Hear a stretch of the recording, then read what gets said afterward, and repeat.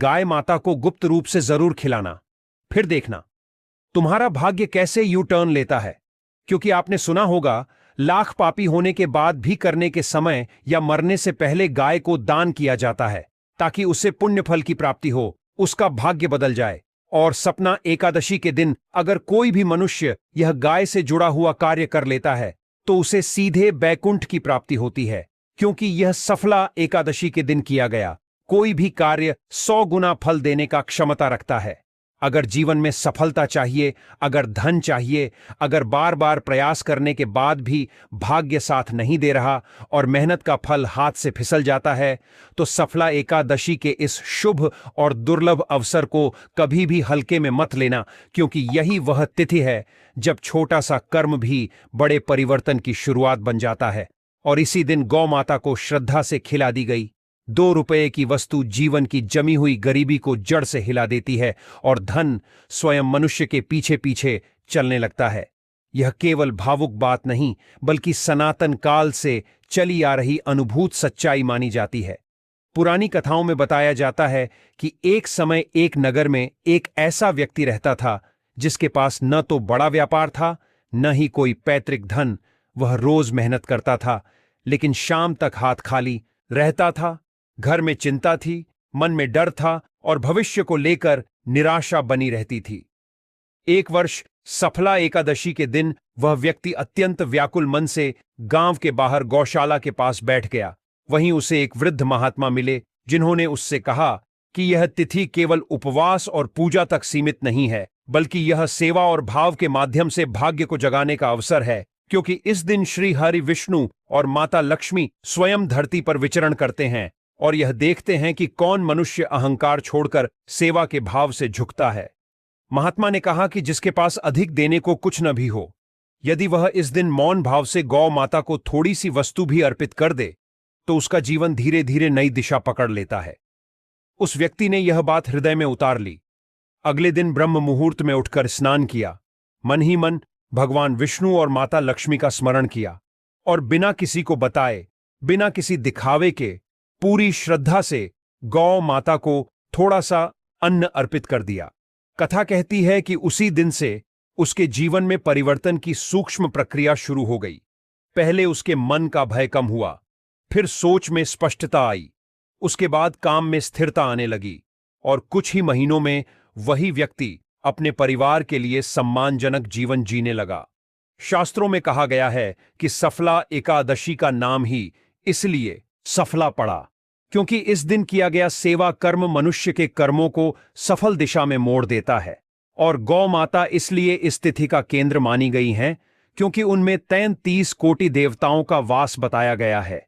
इसी कारण इस दिन सूर्य का प्रभाव भी विशेष होता है और अहंकार त्याग कर की गई सेवा से वर्षों से अटकी हुई परिस्थितियां भी गति पकड़ने लगती हैं। और जो लंबे समय से नहीं हुआ, वह 1 महीने के भीतर होने लगता है। सनातन परंपरा यह भी बताती है कि जिस घर में गौ माता की कृपा स्थायी हो जाती है, वहां धन केवल आता ही नहीं बल्कि टिकता भी है। क्योंकि गौ सेवा केवल धार्मिक कर्म नहीं, बल्कि जीवन को संतुलन, स्थिरता और सकारात्मक दिशा देने वाली दिव्य शक्ति है। कथा आगे यह भी कहती है कि उस व्यक्ति ने सफला एकादशी के बाद भी गौ माता के प्रति सेवा भाव नहीं छोड़ा और यही कारण था कि उसके जीवन में आने वाली बाधाएं धीरे धीरे शांत होती चली गईं।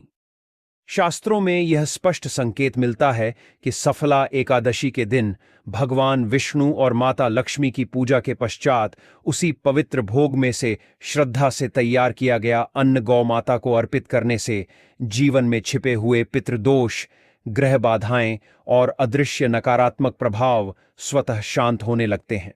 यह भी माना जाता है कि जो व्यक्ति इस दिन गौ माता की परिक्रमा करता है और उनके चरणों का स्मरण करता है, उसके जीवन में चल रहा कठिन समय धीरे धीरे समाप्त होने लगता है और नए अवसर बिना बुलाए जीवन में प्रवेश करने लगते हैं।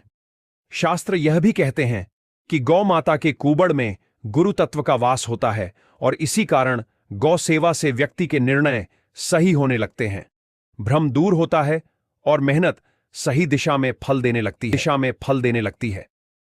जो लोग वर्षों तक प्रयास करने के बाद भी परिणाम नहीं देख पाते, उनके लिए सफला एकादशी की यह सेवा भाग्य को जागृत करने वाली चाबी बन जाती है। यही कारण है कि हमारे पूर्वजों ने गौ सेवा को सभी दानों से श्रेष्ठ बताया और सफला एकादशी को उस सेवा का सबसे शक्तिशाली और फलदायी दिन माना, क्योंकि जब मनुष्य सच्चे भाव से झुकता है तब लक्ष्मी स्वयं उसके जीवन में स्थायित्व लेकर प्रवेश करती है और फिर अभाव केवल एक बीती हुई स्मृति बनकर रह जाता है। सफला एकादशी का महत्व चलिए जानते हैं आपको कथा के माध्यम से, जिसे सुनकर ही समझ में आ जाएगा कि सफला एकादशी कितनी महत्वपूर्ण होती है। अगर कोई भी छोटा सा उपाय किया जाए तो मनुष्य का दुर्भाग्य कैसे सौभाग्य में बदल जाता है। प्राचीन समय की बात है, जब एक विशाल राज्य में वैभव नाम का एक व्यक्ति रहता था। बाहर से देखने में उसका जीवन साधारण लगता था, लेकिन भीतर से उसका जीवन दुखों से भरा हुआ था।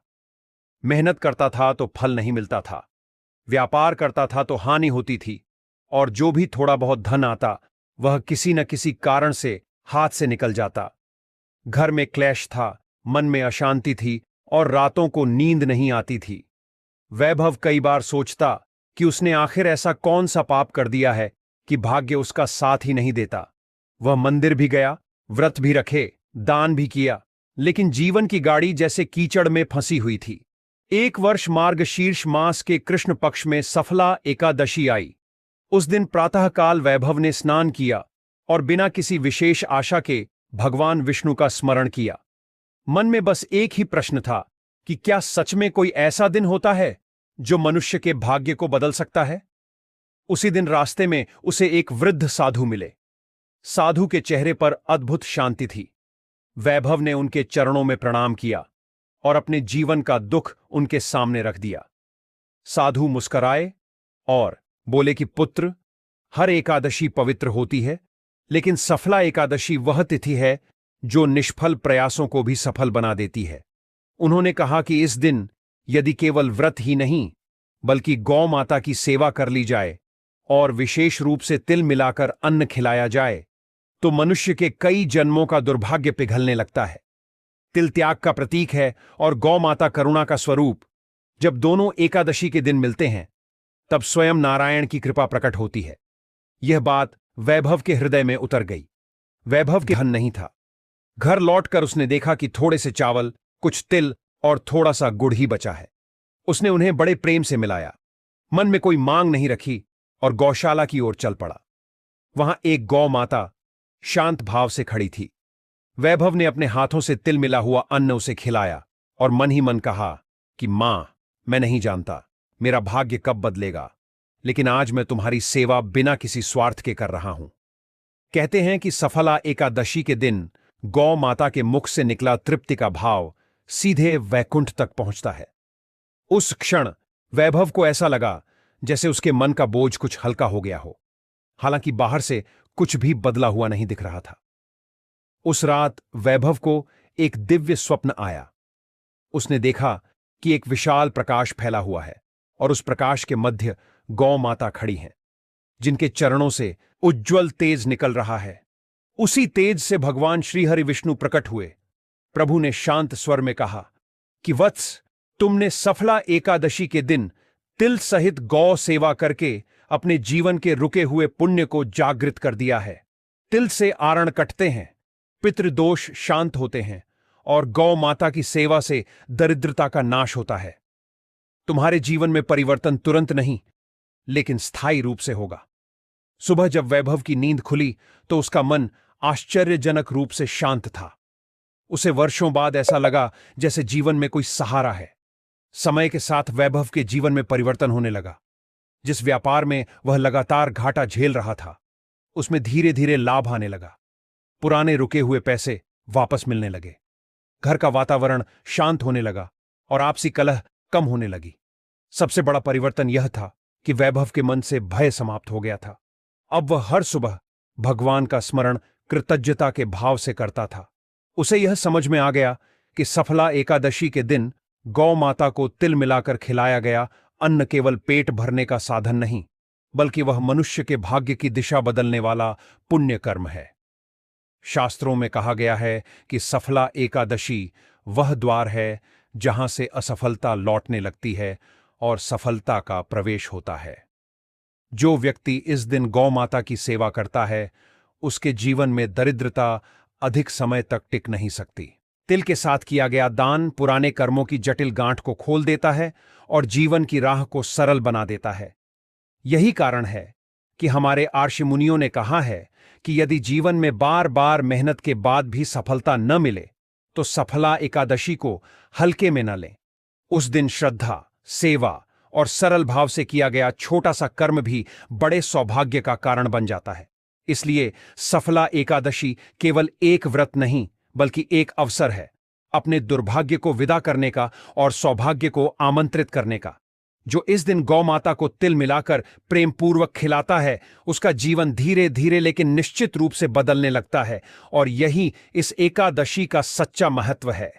और पतितप के संबंधों में दूरियां आ सकती हैं। इसीलिए कहा गया है कि एकादशी का व्रत केवल अनाज त्यागने से नहीं होता, बल्कि वाणी, आचरण और मन को भी शुद्ध रखना उतना ही आवश्यक है।